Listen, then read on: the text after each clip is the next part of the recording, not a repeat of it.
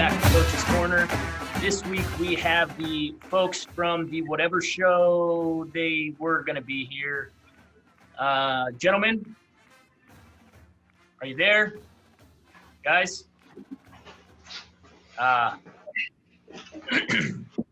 Prompt as always. I appreciate it. Thank you very much. We have Logan, Malachi, and Dennis from the Whatever Show here with us. And we're going to talk about the power of words. You use words, they are weighted. Sometimes you don't realize what you say when you say it and the effect it has long term. So thank you, gentlemen, for joining us.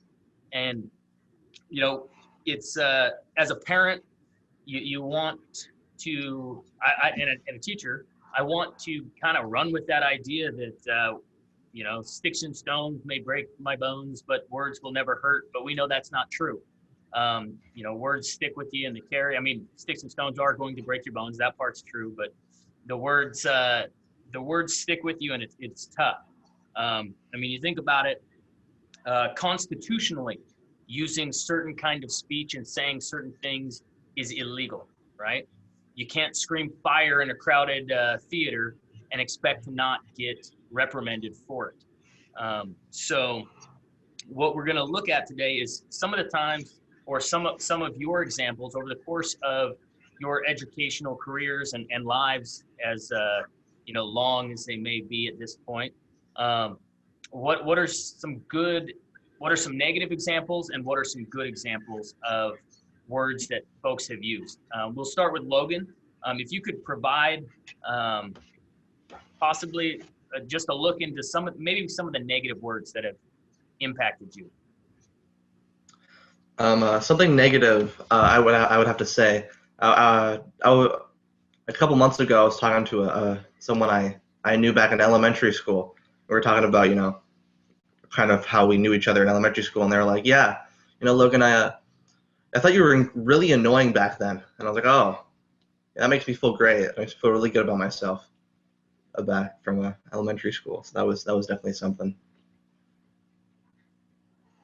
A negative for me, the words like "you're not good enough." It kind of in like elementary, like it was something like as little as like playing a basketball game and say, "Oh, you're not good enough," but like it slowly grows and you constantly start to doubt yourself, and that's something that's been sticking with me for a while.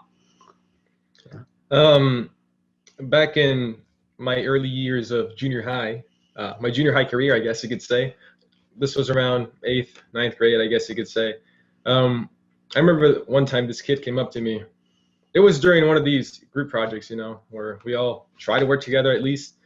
And he came up to me and he said, "Dennis, why are you always such a pessimist troglodyte?" So I was like, whatever that means, right? So I went home that day.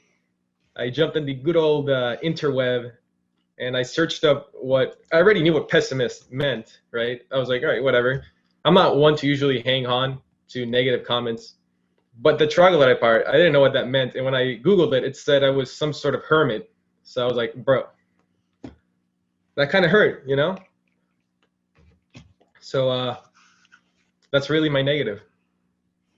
Thanks, guys. I wouldn't have known what pessimist, but a troglodyte. Definitely a strange insult, but one that would stick with you. And to think about, hey, I haven't seen you since elementary school, and the first thing you say to me is how annoying you were. That's not very kind. Not the way to go about it. But there's lots of positives, right? A lot of positives in our lives. Hopefully more positives than there are negatives. What would you say are some of the positive examples in your life that have helped kind of guide you or stuck with you in terms of just verbiage used by your peers, maybe an educator, coach? So back again to my junior high career. From 7th to 9th grade, I had the same teacher from 7th to 9th, I had him for one class, but in 9th grade, I had him for 3 classes. So he was you could say he was very influential in my grades, that being, half for my GPA. But there was one time we were working on a school project. I think it was an essay. And he said to the class, whoever finishes first gets a free piece of candy. So I was like, sweet, candy. Who doesn't like candy, right? So I did not finish first, sadly. He gave candy to the first 5 people who finished. I was not in the first 5. But he still came up to me and he gave me a piece of candy. So I was like, sweet. I'm pretty sure most people would be like, candy, it's good. I'll take it anyways. I didn't do it, but, I didn't feel right about taking the candy because I obviously did not finish in the top 5. So I gave it back to the teacher. He came up to me and was like, you know what? You keep it. I like the honesty in you. And so since that day, I thought, just the little things, like being honest here and there, not, being honest, for lack of a better term.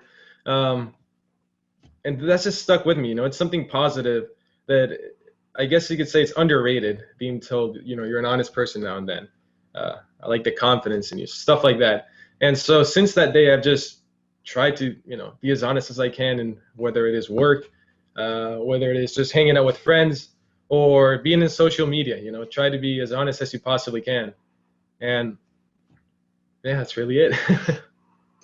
A positive for me is it was, I think, my freshman year of football.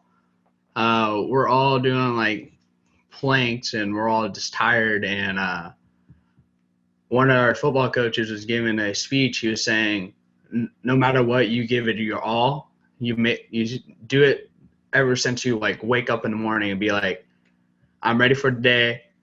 I got it all. Let's go. Even if I stub my toe in the morning, like I'm still going to make it a better day and give it my all. So that's really stuck with me for a while. It just give it your all every single day, no matter what. And for mine, I back in junior high, I was not very good at like math. I'm still not good at math, but even then I was pretty bad at math. And so I remember I was getting help from my teacher because she would always do like after school help, and so I would go to there every other week. And so I was getting help from her. And I remember at one point she looked at me and was like, you're doing a really good job. Like, you're doing really good. And that made me feel so much better about myself and definitely helped me with just getting through that class and, managing to pass it. So that helped a lot.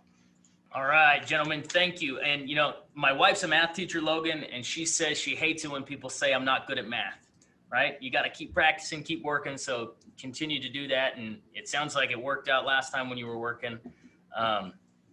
Cool to look at you guys and see what you're doing and hear what you're saying that's carried over. Because Dennis, you are a very honest man, right? Thank you.